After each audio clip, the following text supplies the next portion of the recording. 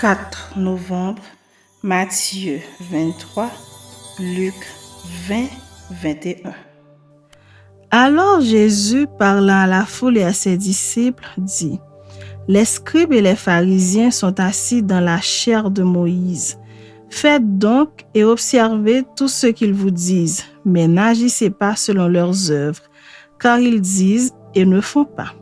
Ils lient des fardeaux pesants et les mettent sur les épaules des hommes, mais ils ne veulent pas les remuer du doigt.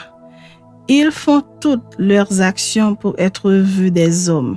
Ainsi, ils portent de larges phylactères et ils ont de longues franges à leurs vêtements. Ils aiment la première place dans les festins et les premiers sièges dans les synagogues.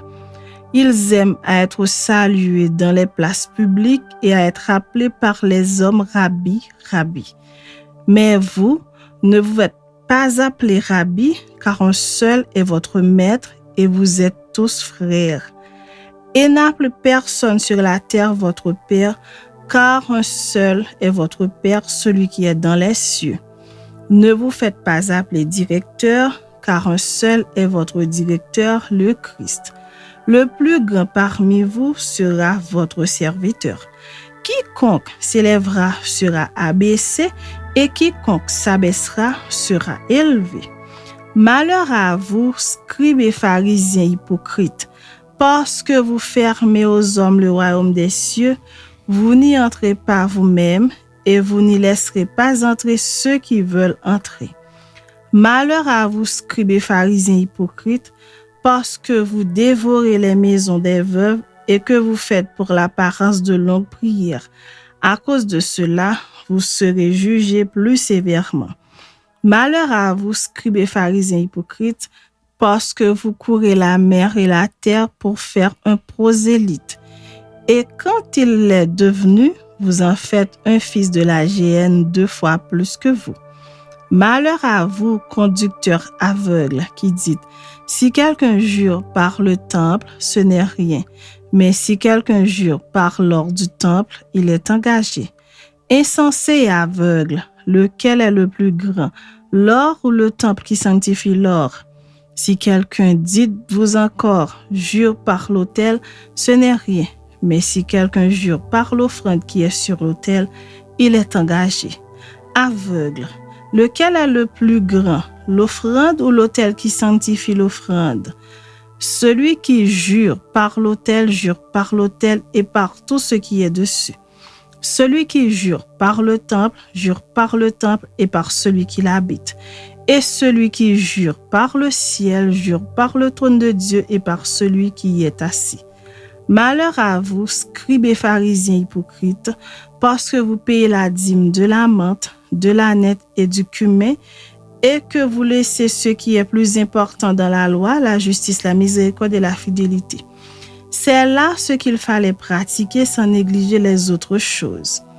Conducteur aveugle, qui coulait le moucheron et qui avalait le chameau. Malheur à vous, scribes et pharisiens hypocrites, parce que vous nettoyez le dehors de la coupe et du plat, et qu'au-dedans ils sont pleins de rapines et d'intempérance. Pharisiens aveugles, nettoie premièrement l'intérieur de la coupe et du plat, afin que l'extérieur aussi devienne net. Malheur à vous, scribes et pharisiens hypocrites, parce que vous ressemblez à des sépulcres blanchis qui paraissent beaux au dehors et qui au-dedans sont pleins d'ossements de mort et de toute espèce d'impureté.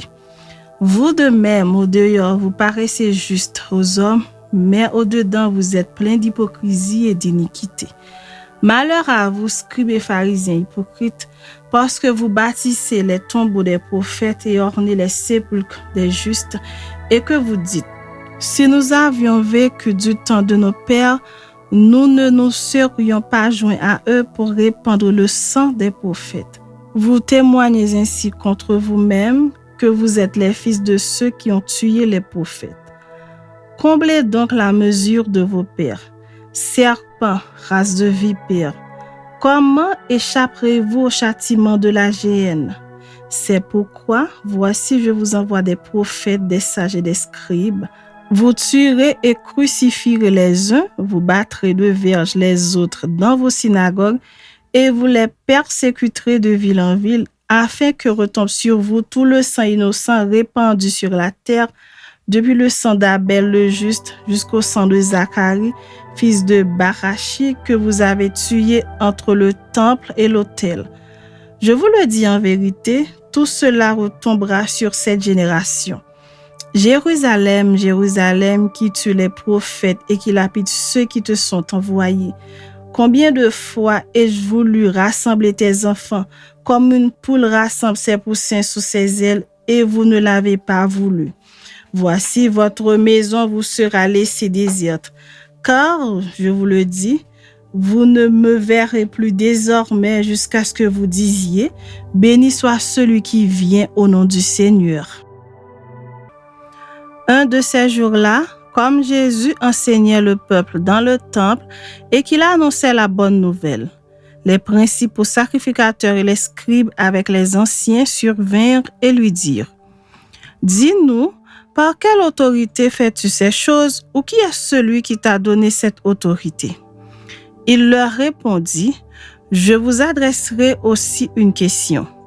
Dites-moi, le baptême de Jean venait-il du ciel ou des hommes ?» Mais ils raisonnèrent ainsi entre eux. « Si nous répondons du ciel, il dira, pourquoi n'avez-vous pas cru en lui ? Et si nous répondons des hommes, tout le peuple nous lapidera, car il est persuadé que Jean était un prophète. » Alors ils répondirent qu'ils ne savaient d'où il venait. Et Jésus leur dit : « Moi non plus, je ne vous dirai pas par quelle autorité je fais ces choses. » Il se mit ensuite à dire au peuple cette parabole. Un homme planta une vigne, la ferma à des vignerons et quitta pour longtemps le pays. Au temps de la récolte, il envoya un serviteur vers les vignerons pour qu'il lui donne une part du produit de la vigne. Les vignerons le battirent et le renvoyèrent à vide. Il envoya encore un autre serviteur. Ils le battirent, l'outragèrent et le renvoyèrent à vide. Il en envoya encore un troisième. Ils le blessèrent et le chassèrent. Le maître de la vigne dit : « Que ferai-je ? J'enverrai mon fils bien-aimé, peut-être auront-ils pour lui du respect. » Mais quand les vignerons le virent, ils raisonnèrent entre eux et dirent : « Voici l'héritier, tuons-le afin que l'héritage soit à nous. » Et ils le jetèrent hors de la vigne et le tuèrent. Maintenant, que leur fera le maître de la vigne ? Il viendra, fera périr ses vignerons et il donnera la vigne à d'autres. Lorsqu'ils eurent entendu cela, ils dirent : « À Dieu ne plaise. » Mais jetant les regards sur eux, Jésus dit : « Que signifie donc ce qui est écrit ? La pierre qu'ont rejetée ceux qui bâtissaient est devenue la principale de l'angle. Quiconque tombera sur cette pierre s'y brisera et celui sur qui elle tombera sera écrasé. » Les principaux sacrificateurs et les scribes cherchèrent à mettre la main sur lui à l'heure même, mais ils craignirent le peuple. Ils avaient compris que c'était pour eux que Jésus avait dit cette parabole. Ils se mirent à observer Jésus et ils envoyèrent des gens qui feignaient d'être justes pour lui tendre des pièges et saisir de lui quelques paroles afin de le livrer au magistrat et à l'autorité du gouverneur. Ces gens lui posèrent cette question : « Maître, nous savons que tu parles et enseignes droitement, et que tu ne regardes pas à l'apparence, mais que tu enseignes la voie de Dieu selon la vérité. Nous est-il permis ou non de payer le tribut à César ?» Jésus, apercevant leur ruse, leur répondit : « Montrez-moi un denier. » De qui porte-t-il l'effigie et l'inscription ? De César, répondirent-ils. Alors il leur dit : « Rendez donc à César ce qui est à César et à Dieu ce qui est à Dieu. » Il ne put rien reprendre dans ses paroles devant le peuple, mais étonnés de sa réponse, ils gardèrent le silence. Quelques-uns des Sadducéens qui disent qu'il n'y a point de résurrection s'approchèrent et posèrent à Jésus cette question : « Maître, voici ce que Moïse nous a prescrit. Si le frère de quelqu'un meurt, ayant une femme sans avoir d'enfant, son frère épousera la femme et suscitera une postérité à son frère. Or, il y avait 7 frères. Le premier se maria et mourut sans enfant. Le second et le troisième épousèrent la veuve. Il en fut de même des 7 qui moururent sans laisser d'enfant. Enfin, la femme mourut aussi. À la résurrection, duquel d'entre eux sera-t-elle donc la femme? Car les 7 l'ont eue pour femme. Jésus leur répondit, « Les enfants de ce siècle prennent des femmes et des maris. Mais ceux qui seront trouvés dignes d'avoir part au siècle à venir et à la résurrection des morts ne prendront ni femme ni mari, car ils ne pourront plus mourir parce qu'ils seront semblables aux anges et qu'ils seront fils de Dieu étant fils de la résurrection. Que les morts ressuscitent, c'est ce que Moïse a fait connaître. Quant à propos du buisson, il appelle le Seigneur le Dieu d'Abraham, le Dieu d'Isaac et le Dieu de Jacob. Or, Dieu n'est pas Dieu des morts, mais des vivants, car pour lui, tous sont vivants. » Quelques-uns des scribes, prenant la parole, dirent, « Maître, tu as bien parlé. » Et ils n'osaient plus lui faire aucune question. Jésus leur dit, « Comment dit-on que le Christ est fils de David? David lui-même dit dans le livre des Psaumes, « Le Seigneur a dit à mon Seigneur, assieds-toi à ma droite, jusqu'à ce que je fasse de tes ennemis ton marchepied. » David donc l'appelle Seigneur. Comment est-il son fils? Tandis que tout le peuple écoutait, il dit à ses disciples, « Gardez-vous des scribes qui aiment à se promener en robe longue et à être salués dans les places publiques, qui recherchent les premiers sièges dans les synagogues et les premières places dans les festins, qui dévorent les maisons des veuves et qui font pour l'apparence de longues prières. Ils seront jugés plus sévèrement. » Chapitre 21. Jésus, ayant levé les yeux, vit les riches qui mettaient leurs offrandes dans le tronc. Il vit aussi une pauvre veuve qui y mettait 2 petites pièces. Et il dit, « Je vous le dis en vérité, cette pauvre veuve a mis plus que tous les autres, car c'est de leur superflu que tous ceux-là ont mis des offrandes dans le tronc, mais elle a mis de son nécessaire, tout ce qu'elle avait pour vivre. » Comme quelques-uns parlaient des belles pierres et des offrandes qui faisaient l'ornement du temple, Jésus dit, « Les jours viendront où, de ce que vous voyez, il ne restera pas pierre sur pierre qui ne soit renversée. » Ils lui demandèrent, « Maître, quand donc cela arrivera-t-il et à quel signe connaîtra-t-on que ces choses vont arriver? » Jésus répondit, « Prenez garde que vous ne soyez séduits, car plusieurs viendront en mon nom disant, « C'est moi et le temps approche. » Ne les suivez pas. Quand vous entendrez parler de guerre et de soulèvement, ne soyez pas effrayés, car il faut que ces choses arrivent premièrement.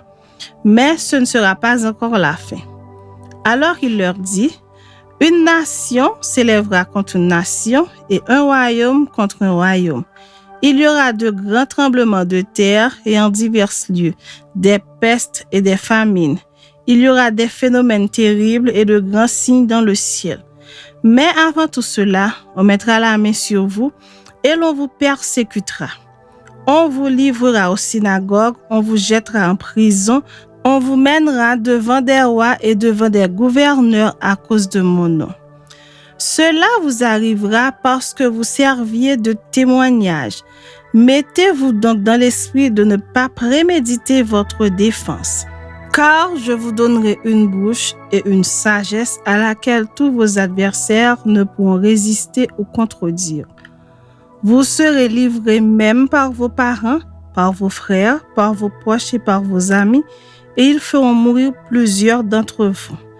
Vous serez haïs de tous à cause de mon nom, mais il ne se perdra pas un cheveu de votre tête. Par votre persévérance, vous sauverez vos âmes. Lorsque vous verrez Jérusalem investie par des armées, sachez alors que sa désolation est proche. Alors que ceux qui seront en Judée fuient dans les montagnes, que ceux qui seront au milieu de Jérusalem en sortent, et que ceux qui seront dans les champs n'entrent pas dans la ville. Car ce sont des jours de vengeance pour l'accomplissement de tout ce qui est écrit. Malheur aux femmes qui seront enceintes et à celles qui allaiteront en ces jours-là, car il y aura une grande détresse dans le pays et de la colère contre ce peuple. Ils tomberont sous le tranchant de l'épée, ils seront emmenés captifs parmi toutes les nations, et Jérusalem sera foulée aux pieds par les nations jusqu'à ce que les temps des nations soient accomplis. Il y aura des signes dans le soleil, dans la lune et dans les étoiles, et sur la terre il y aura de l'angoisse chez les nations qui ne sauront que faire. Au but de la mer et des flots, les hommes rendant l'âme de terreur dans l'attente de ce qui surviendra pour la terre. Car les puissances des cieux seront ébranlées. Alors on verra le Fils de l'homme venant sur une nuée avec puissance et une grande gloire. Quand ces choses commenceront à arriver, redressez-vous et levez vos têtes parce que votre délivrance approche. Et il leur dit une comparaison. Voyez le figuier et tous les arbres. Dès qu'ils ont poussé, vous connaissez de vous-même en regardant que déjà l'été est proche. De même, quand vous verrez ces choses arriver, sachez que le royaume de Dieu est proche. Je vous le dis en vérité, cette génération ne passera point que tout cela n'arrive. Le ciel et la terre passeront, mais mes paroles ne passeront point. Prenez garde à vous-même de craindre que vos cœurs ne s'apesantissent par les excès du manger et du boire et par les soucis de la vie et que ce jour ne vienne sur vous à l'improviste. Car il viendra comme un filet sur tous ceux qui habitent sur la face de toute la terre. Veillez donc et priez en tout temps, afin que vous ayez la force d'échapper à toutes ces choses qui arriveront et de paraître debout devant le Fils de l'homme. Pendant le jour, Jésus enseignait dans le temple et il allait passer la nuit à la montagne appelée montagne des Oliviers. Et tout le peuple, dès le matin, se rendait vers lui dans le temple pour l'écouter.